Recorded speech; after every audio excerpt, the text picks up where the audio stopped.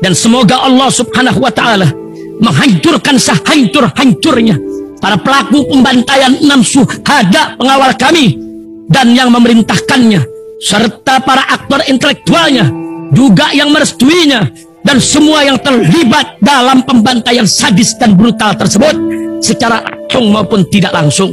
Allahumma dammirhum tadmira waqtulhum badada wala tughadir minhum ahada ya qawi ya matin ya muntaqim amin ya rabbal alamin. Allahu Akbar, Allahu Akbar. Kemudian juga sekjen PKS Pak Muhammad dan secara personal beliau menyampaikan satu statement menguat bahwa 3 partai yang solid berada dalam garis perubahan, ingin memperjuangkan supaya hasil pemilu itu betul-betul menghasilkan pemimpin yang tidak saja memenangi pertarungan politik tapi juga legitim. Karena itu disambung oleh ketiganya bahwa 3 partai juga bersiap untuk menyambut, mendukung, ikut serta dalam inisiatif hak angket yang sudah lebih dahulu diucapkan atau disampaikan ke publik oleh pasangan nomor 3 dalam hal ini Mas Ganjar Pranowo. Jadi bagi kami di 01 maupun masyarakat sipil itu satu angin segar bahwa partai-partai ini masih melihat ada persoalan yang harus diselesaikan, ada pandangan jangan ikut-ikut soal kecurangan itu, jangan malah kalian jangan teriak-teriak. Tapi saya ingin merespon statement itu dengan menceritakan begini: bila di keluarga kita ada salah satu anggota keluarga yang mengambil sebuah hak, berbuat yang tidak senonoh, tidak sesuai dengan norma-norma keluarga, apakah kita mau diam saja? Kalau menurut pandangan saya harus diributkan, bahwa cara meributkannya dengan menimbulkan aib bagi keluarganya, tapi harus diributkan, harus diteriaki, harus disampaikan bahwa itu salah. Untuk apa? Untuk menunjukkan bahwa kita masih menjunjung norma dan untuk menjaga kehormatan keluarga, dan untuk menunjukkan pada keluarga lain bahwa kami keluarga ini tidak menerima praktek semacam itu. Begitu juga dengan negara-negara, kalau Indonesia adalah satu keluarga. Kalau ada anggota keluarga Indonesia yang melakukan tindakan-tindakan memperkosa hukum, melanggar etika, memaksakan kehendak, menjalankan praktek nepotisme yang telanjang, kemudian berbuat menggunakan kekuasaannya untuk memenangkan secara tidak etis, tidak patut, nggak boleh diam, harus teriak. Untuk menunjukkan pada seluruh bangsa ini bahwa bangsa ini masih ingin menjaga norma, masih menjaga kehormatan. Untuk menunjukkan pada bangsa ini bahwa kita tidak mentolerir tindakan seperti itu. Begitupun untuk menunjukkan pada seluruh warga dunia bahwa Indonesia dalam berdemokrasi masih ingin menjaga norma-norma etika dan kepatutan. Jadi justru harus diteriakan, harus dikencangkan teriakan itu untuk membangunkan seluruh warga supaya bahu-membahu meluruskan kembali jalannya bernegara. Bagi saya, bagi kita, saya kira bagi Mas Billy juga, ini bukan soal kita menang siapa yang menang siapa, tapi lebih pada kita harus berjuang sekuat tenaga meluruskan kembali praktek-praktek bernegara. Jadi kita akan teriak terus sesuai dengan kemampuan kita masing-masing. Angket mudah-mudahan terjadi lewat jalur parlemen. Kemudian masyarakat sipil terus mengingatkan pada pemegang otoritas bahwa ada masalah. Kampus sebagai terus menyuarakan itu, mahasiswa juga bergerak. Kemudian kami di tim 01 akan menempuh jalur seperti yang ditetapkan oleh KPU, menyusun semua dokumen, kemudian pada waktunya kalau memang itu disimpulkan bahwa terjadi kecurangan yang terstruktur masif dan sistematis, kita sampai hari ini pada Mahkamah Konstitusi. Nah, sekarang ini kita dalam proses pengumpulan bukti-bukti, mendokumentasikan apa yang kita lakukan di lapangan dan pada waktu yang disampaikan. Mungkin itu sebagai penjelasan Mas. Oke, silakan. Terima kasih Mas Dewi. Bagian yang pertama mungkin mau menjelaskan isu konstitusi dan kaitan dengan dasar supaya mulai kita mempunyai justifikasi. Pasal 20A Undang-Undang Dasar ada 2 menjelaskan bahwa Dewan itu mempunyai hak interpelasi, angket, dan menyatakan pendapat. Dan ini diturunkan di pasal 79. Disebutkan bahwa yang namanya hak angket itu adalah yang melakukan penyelidikan terhadap pelaksanaan suatu undang-undang dan kebijakan. Kebijakannya siapa? Kebijakan pemerintah yang berkaitan penting dengan hal-hal yang bersifat strategis dan berdampak luas pada kehidupan masyarakat, berbangsa dan bernegara yang diduga bertentangan. Jadi kalau hari ini ada partai pengusung menyatakan ingin membuat hak angket, itu justified karena ada di dalam konstitusi maupun undang-undangnya tadi, undang-undang nomor 17 tahun 2004 mengenai MD3. Itu bagian yang pertama yang menurut saya menarik untuk dikemukakan. Nah, bagian yang kedua, kalau hari ini ada berbagai tumpahan, ada berbagai keinginan, ada berbagai suara keras, ada berbagai permintaan, tuntutan, dan hidup berkembang, berbak, meluas, dan terus-menerus terjadi, itu karena ada penyebabnya. Salah satu penyebabnya adalah kecurangan. Jadi kalau sekarang ada tuntutan untuk menyelamatkan hak berdemokrasi untuk kepentingan bangsa, itu juga justified. Karena memang ada sesuatu yang sudah tidak bisa lagi ditolerir. Dan kalau kemudian hari ini seluruh suara pendapat kritis itu berserakan, berkembang dan terkonsolidasi di mana-mana, bukan suaranya yang dicekal. Kenapa kecurangan itu dilakukan? Dan itu tidak fair kemudian kecurangannya tidak dipersoalkan, teriakan orang yang mempersoalkan kecurangan itu dipersoalkan. Jadi ini ada argumennya false argumen. Sehingga kalau kemudian ada juga pendapat satu, saya nggak tahu ini ahli atau bagian dari koalisi yang menyatakan kecurangan itu hanya dilaporkan ke Bawaslu dan MK, ini juga salah. Kalau yang tadi saya bilang hak angket itu terhadap penyelidikan terhadap pelanggaran hal-hal yang sifatnya strategis, ya itu kan bisa dilakukan. Jadi itu justify juga. Nah ini juga menjadi penting. Apalagi sekarang ditambah curangan ini merebak luas dan melebar kemana-mana itu di sebagiannya karena penyelenggara negara yang bertanyakan dan dipersoalkan integritasnya. Jadi kan apa yang dikemukakan masyarakat harusnya justru dipandang. Nah ini yang penting untuk masyarakat, saya pikir kita sedang menaikkan level berdemokrasi kita. Dalam meningkatkan level berdemokrasi, nah ini kemudian yang luar biasa sekali adalah partisipasi publiknya itu nggak kaleng-kaleng. Dia sekarang partisipasi publiknya itu luas. Sama 4 jari, salah satu partisipasi publik yang selama ini belum pernah terjadi. Coba dalam sejarah. Pembuatan film yang sangat sistematik menggambarkan kecurangan, Dirty Vote itu luar biasa. Dan saya kira akan ada film lanjutannya, Dirty Hand. Dari isunya Dirty Hand kan ada Dirty Money. Jadi saya dengar ini saya mendengar udah bersiap-siap untuk menjelaskan lagi tangan-tangan siapa saja.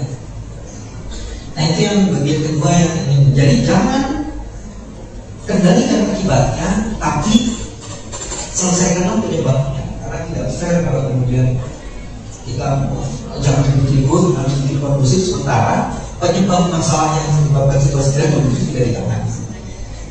Bagian ketiga yang juga sangat penting, teman-teman, hari ini ada proses penting penghitungan rekapitulasi di tingkat kecamatan. Sementara itu kita mengetahui ada berbagai kecurangan sebelum pencoblosan masif. Nah kemudian potensi kecurangan di rekapitulasi itu juga ada. Kalau kemudian hasil sirekap, hasil dan salinan itu ada perbedaan, karena salinan itu ada di saksi, hasil itu ada di KPPS, itu ada perbedaan, maka saksi menjadi penting dan keterlibatan publik untuk mengawasi juga jadi penting. Dan yang juga lebih penting adalah mempersoalkan setiap fakta pelanggaran dalam proses itu. Dan ingat ada satu titik krusialnya itu. Titik krusialnya ini adalah kalau penghitungan rekap itu tidak diawasi dengan cermat, apa yang dihasilkan rekap di kecamatan itu nanti hasilnya bisa berbeda dengan yang ditulis di salinan dan hasil itu bisa berbeda, dan itu yang terjadi kan. Hasil dan salinan itu ada perbedaan. Nah ini juga bisa terjadi lagi. Tapi lagi-lagi ini sebenarnya juga harus dikaitkan dengan berbagai kecurangan yang terjadi sebelum pencoblosan. Nah yang paling menarik dalam proses mencari kecurangan sebelum pencoblosan ini sekarang masyarakat sipil mulai mendetek lebih lanjut. Misalnya di teknik ini, apakah kunjungan kerja Bapak Presiden ke berbagai tempat itu memang bagian dari konsolidasi kecurangan? Ini pertanyaan. Konsolidasi kecurangan, dan apakah itu kemudian indikatornya kelihatan dari wilayah itu copotin? Nah itu nanti punya korelasi nggak dengan pembagian bansos? Punya korelasi nggak dengan indikasi intimidasi terhadap kepala desa? Itu yang mudah jadi menarik untuk dipersoalkan, dan mudah-mudahan kalau bisa ketemu semua, ini bisa menjadi bagian penting untuk membuktikan terjadi kecurangan. Saya mau sampai di situ. Ya, terima kasih. Sedikit tambahan.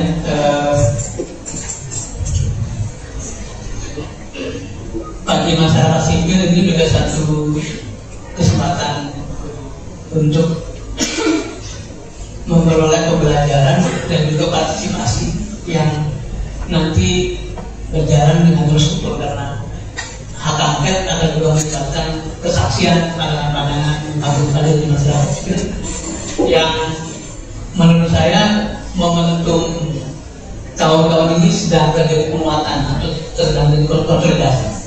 Ini satu, saya kira satu momen baik untuk meningkatkan partisipasi publik. Semakin terdidik satu masyarakat semakin maju, maka partisipasi civil society akan makin kuat. Dan ini dikaitkan sama poin Mas Bambang. Sebetulnya sejak tahun 1998 selesai reformasi itu, ini terjadi satu kenaikan kelas ya dari pemilu. Sayangnya tahun ini kemudian dijatuhkan kualitasnya oleh yang sedang mengganggu kualitas. Oke, mungkin silakan kalau ada yang jawab. Oke. Selamat sore, nama saya Santi Dewi, saya di Jurnal CDMDAN. Ada dua pertanyaan, ada yang pertama terkait pernyataan situasi Rizal Hendra yang menyatakan bahwa sebaiknya kalau mau menggugat dugaan kecurangan pemilu itu tidak melalui angket, karena dikhawatirkan akan mengganggu stabilitas politik dan ekonomi dan berujung chaos di tanah air. Apakah kekhawatiran pernyataan itu valid menurut Pak Dirma dan Pak Dewi? Kemudian yang kedua, Presiden Jokowi baru saja menyatakan bahwa kemungkinan pembagian bansos beras ini tidak akan berlanjut setelah membentuknya bersamaan dengan hasil quick count yang mengunggulkan paslon 02 dibandingkan dua paslon lainnya. Kalau dalam pandangan Pak Dirman dan Pak Dwi, apakah kebijakan itu terkait satu sama lain atau memang momentumnya sudah tidak dibutuhkan lagi pembagian bansos untuk saat ini? Terima kasih. Ya, terima kasih. Boleh dijawab, Mas.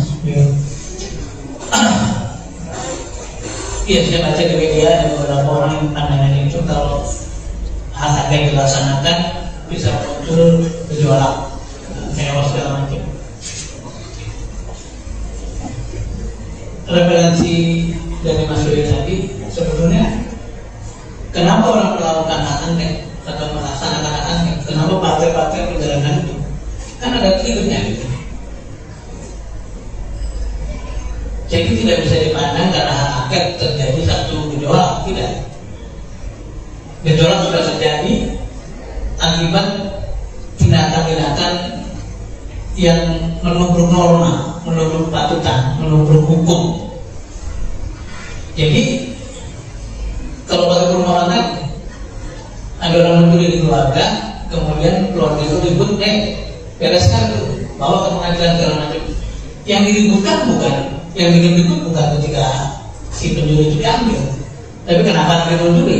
Jadi itu satu cara pandang yang salah pikir, sesat pikir menurut saya. Karena yang jadi masalah adalah penyebab dari munculnya inisiatif untuk menggunakan hak angket, bukan hak angket kasih. Malah justru sebaliknya, bila hak angket dilaksanakan, yang tadi dikatakan untuk menyelidiki segala sesuatu lebih jelas, sehingga terjadi kesimpulan benar salah, baik atau buruk, kemudian mencapai pada kestabilan, gitu. Bahwa hak angket malah bisa menjadi pintu kepada kestabilan politik, karena di sana akan mengungkap mana yang benar, mana yang salah, mana yang harus disanksi dan sebagainya. Yang kedua, pandangan saya soal sistem ini, saya nggak tahu konteksnya apa, tapi menurut saya sebaiknya jangan terus-menerus mengaduk-aduk emosi warga ya. Ini orang lagi sulit dari beras, harganya mahal, diperolehnya sulit, kemudian orang diberi harapan akan ada bansos terus tiba-tiba ditiadakan. Apalagi kalau dikaitkan dengan karena sudah sudah ada tanda-tanda menangkap, kemudian janji yang disampaikan itu ditarik kembali. Menurut saya itu sebaiknya semua pihak harus iuran ikhtiar untuk menenangkan warga, jangan malah mengaduk-aduk emosi warga. Kasihan warga ini sebagian lagi menghadapi kesulitan untuk makan sekalipun, pangan sekalipun sulit diperoleh. Jadi ya berhentilah untuk mengganggu emosi warga. Ada isu ini, kecurangan pemilu itu tidak sekedar isu elektoral, tapi juga delegitimasi atau pelanggaran terhadap kebijakan-kebijakan strategis yang menyangkut hal itu kurang banyak. Jadi kalau kemudian ada kecurangan, kemudian dikanalisasi harus ke bawah sudah pemahaman terhadap akar masalahnya tidak selesai. Nah, menurut saya itu jadi harus dibuka ruang yang seluas-luasnya. Dan ingat, ada zona yang beda. Kecurangan dalam dimensi kepentingan calon, iya, Bawaslu. Tapi kecurangan dalam dimensi pelanggaran kebijakan, itu ranahnya partai gitu. Jadi Pak Yusril ngomong apa nih sebenarnya? Ngomong soal dimensi kecurangan itu dalam konteks kecurangan pemilu saja atau pelanggaran kebijakan-kebijakan, itu mesti, menurut saya mesti lihat. Kalau soal yang tadi kebijakan-kebijakan ya pasti gimana ini.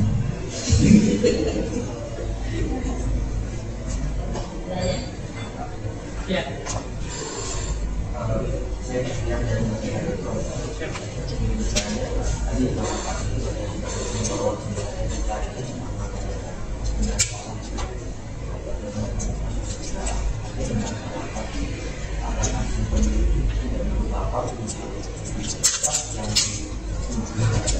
tidak bertentangan dengan konstitusi yang ada itu melegalkan istilah itu. Hak angket boleh diluruskan di hak angket karena beliau kan pernah berperkara di MK yang punya pengalaman cukup panjang. Hak angket tidak merubah angka, gitu ya. Karena angka itu adalah lewat Mahkamah Konstitusi, artinya berapa yang hilang, berapa yang bersama. Hak angket itu akan memberi kesimpulan satu persoalan lebih komprehensif. Dan kalau ternyata nyata-nyata pemilu ini disimpulkan oleh para anggota parlemen bermasalah serius, ya yang diharapkan itu kan satu kesimpulan bahwa pemilu ini bermasalah karena itu tidak legitimate, karena itu perlu diulang, atau ada proses mendiskualifikasi satu calon misalnya. Jadi arah kita ini sekali yang patut menjelaskan adalah teman-teman partai politik, tapi pemahaman kami adalah hak angket tidak digunakan untuk memperjuangkan berapa suara tambahan, berapa suara yang harus dibatalkan, tapi lebih pada kesimpulan soal apa-apa yang melingkupi dari mulai desain pemilu, persiapan dan pelaksanaan. Kecurangan itu bisa terjadi, desain politik pemilunya memang dari awal dibikin curang. Ini yang mesti dibongkar, dan itu ternyata terkonfirmasi sekarang. Saya masih teringat itu loh, Bang bilang, karena EF bilang ini itu pilpres kita tuh siapa sih? Anies Mohaimin, ya, Ganjar Mahfud, ya. Tapi yang nomor 2 nih, yang nomor 2 tuh Prabowo Widodo ya. Ini pertanyaan dari kakek bukan dari kalau itu yang harus dibuktikan itu salah satunya, karena ada kesambungan Pak Presiden itu di kampanyenya Pak Prabowo, atau jangan-jangan dia representasi dari Wapresnya gitu. Nah kalau itu terjadi, sebenarnya fakta kecurangan ini hampir pasti dikonfirmasi, divalidasi. Karena tidak sepatutnya. Ini tidak sepatutnya. Dan itu against konstitusi, bukan soal patut dan tidak patut itu. Dan itu yang mesti dicari gitu loh di dalam hak angket itu. Karena hak angket ini mas, kalau ujungnya itu terbukti pelanggaran-pelanggaran kebijakan, itu bisa dikualifikasi ada perbuatan tercela mas. Perbuatan tercela itu punya bisa sebagai unsur dan elemen pemakzulan. Dan kalau ini hak angketnya dipercepat prosesnya sambil ini jalan, indikasi seperti itu kan bisa kemudian dipakai, awalnya indikasi itu bisa dipakai untuk digunakan dalam proses awal di persidangan mereka, walaupun belum pasti gitu ya. Tapi kalau kemudian mudah-mudahan kami bisa membuktikan bahwa informasi peristiwa itu bisa berubah menjadi fakta dan bisa dijadikan sebagai bukti dan itu dipakai di dalam Mahkamah Konstitusi, karena peristiwa itu yang berbagai ini Pak Jokowi kemana-mana ternyata kok kaitannya ada tuh dengan konsolidasi dalam politik kecurangan itu. Kalau bisa dibuktikan kayak begitu, ini bukan isu dua putaran, ini isu yang tadi Mas bilang diskualifikasi mas. Bukan dua putaran, isunya diskualifikasi. Iya, kalau MK ya, mempersoalkan proses bukan sekedar hasil, karena hasilnya itu terjadi karena proses, maka kemudian MK itu akan mengembalikan spirit dari konstitusionalisme. Kita sedang menyelamatkan demokrasi, bukan sedang menghitung suara. Kira-kira ya itu. Dan saya contohnya satu lagi teknik, disitulah peran MK sebagai penjaga konstitusi berfungsi, karena dikembalikan berkonstitusi itu pada terakhir. Istilahnya diinjak pada konstitusi, bukan sekedar sebuah dia. Jadi pas Dirman, pertanyaannya mungkin agak ya karena kita tadi lebih ke analisa soal hak angket tadi soal di impeachment kemudian sana apabila ada perbuatan tercela. Tapi di tengah semakin mungkinnya hak angket ini bergulir, harapan dari 01 ataupun dari partai-partai pendukung 01 itu sebenarnya apa undang-undang atau kebijakan yang berupaya diselidiki melalui hak angket ini? Karena selama ini kan baru secara umum banget hak angket terkait dugaan kecurangan dalam pemilu. Nah, tapi untuk membuktikan dugaan itu kan berarti harus ada yang diselidiki, entah itu kebijakan atau hal lain terkait. Nah, kebijakan apa sih yang menurut kubu dari 01 ini dapat mendekati atau membuktikan bahwa kecurangan dalam pemilu itu baik sebelum pencoblosan dan ketika pencoblosan itu terjadi, apa yang diselidiki? Kalau normanya undang-undang dasar baik-baik saja, undang-undang pemilu juga baik-baik, kecuali ketika undang-undang yang menentukan persyaratan calon presiden itu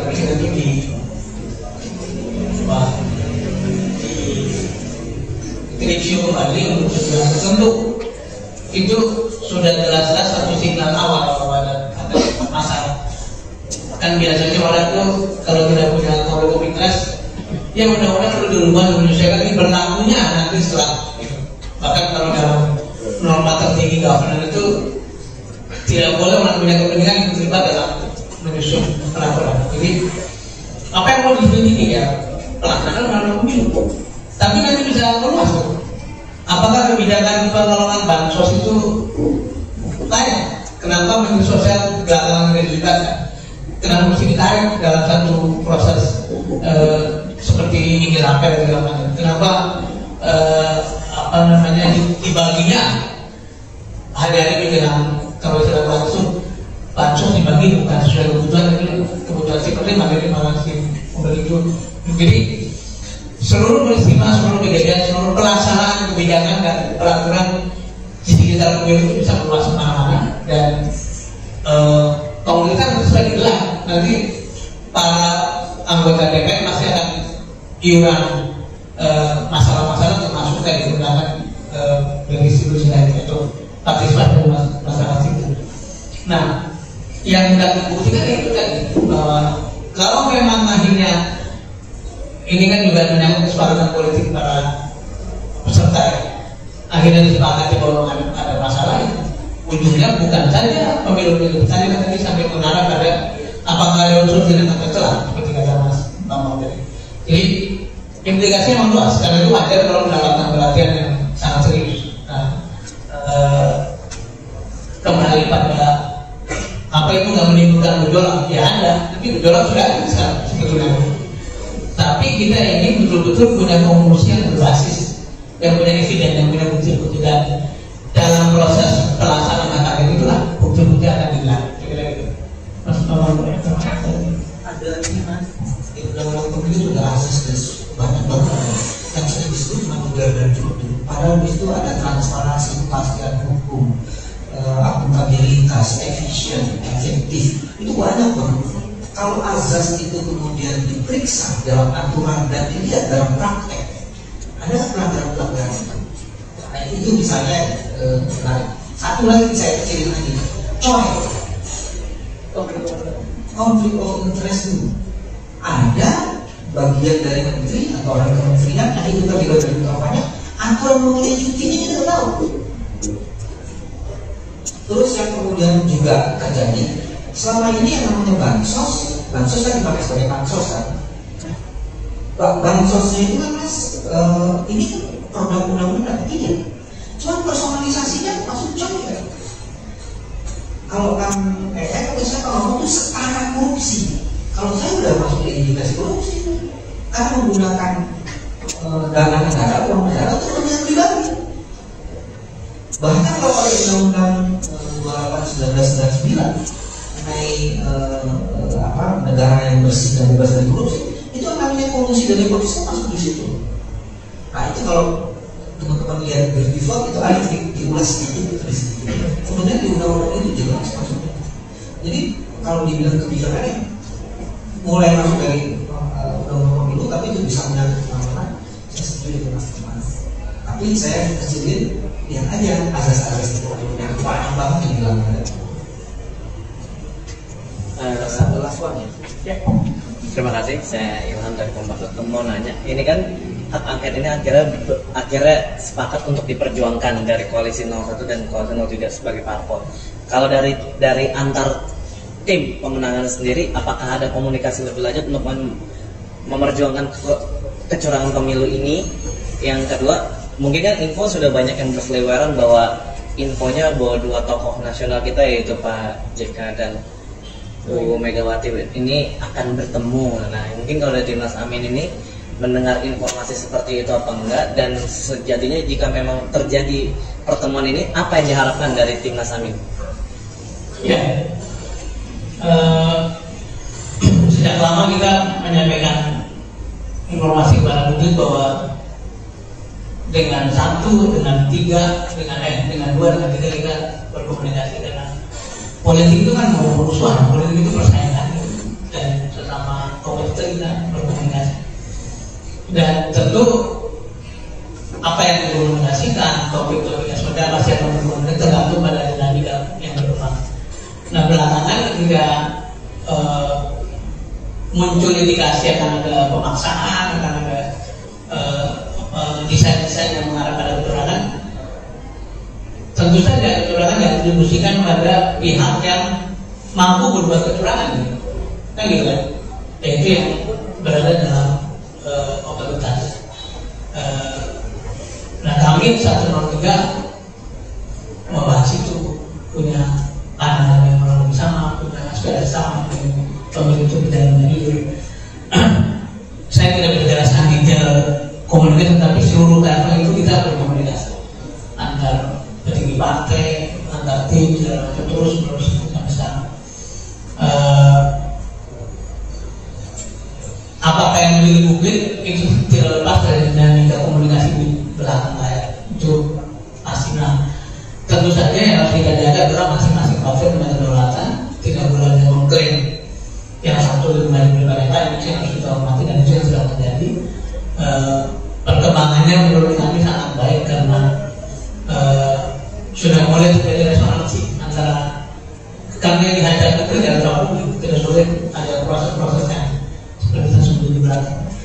Dan mudah-mudahan kita akan lanjut sampai pada puncaknya itu ya tadi 2 titik kita laksanakan. 1, tuntutan KMK pada waktunya, kemudian mendorong hak angket bila itu disepakati oleh para anggota koalisi. Mengenai pertemuan kedua tokoh, saya juga membaca di media, tapi memang kita juga tahu bahwa ada usaha-usaha untuk membuat keduanya bertemu. Saya melihatnya benefitnya itu manfaatnya lebih dari sekedar ngurusi elektoral tahun ini, tapi 2 orang sebelum bertemu itu pasti akan berisu perjalanan bangsa ini, sejarah dari waktu-waktu, dinamika politik dari waktu-waktu, dan mengambil pelajaran. Pasti akan muncul satu kebijaksanaan wisdom dari para tokoh itu untuk bagaimana kita solusi atas masalah ini. Jadi saya kira semuanya berharap untuk ada satu komunikasi level strategis, karena masalah ini masalah sangat serius. Kalau tidak serius mungkin tidak akan memancing perhatian sedikit besar. Jadi kita berdoa mudah-mudahan kedua pemimpin senior itu diberi kesehatan, kemudian diberi kekuatan terus untuk menjaga jalannya bangsa ini, karena makin hari kita merasa makin kekurangan negarawan, dan kita berharap di antara yang masih ada JK, Bu Mega, mungkin juga yang lain, orang-orang yang tidak pernah di pemerintah tapi pengaruhnya cukup besar dan punya kredibilitas, bisa juga bertemu. Kita ingat tokoh-tokoh moral itu selalu secara alamiah akhirnya saling bertemu ketika keadaan memang begitu rumit, dan sekarang tanda-tanda kesana itu mulai muncul. Jadi mudah-mudahan itu bisa terjadi. Itu cukup ya. Benar Terima kasih teman-teman. Selamat meneruskan kopi kalau ada yang mau kopi dan mungkin sebagai pekerja publik. Terima kasih. Kita akhiri. Assalamualaikum warahmatullahi wabarakatuh. Al Godi, sekarang ada warnanya loh, baju koko Habaib.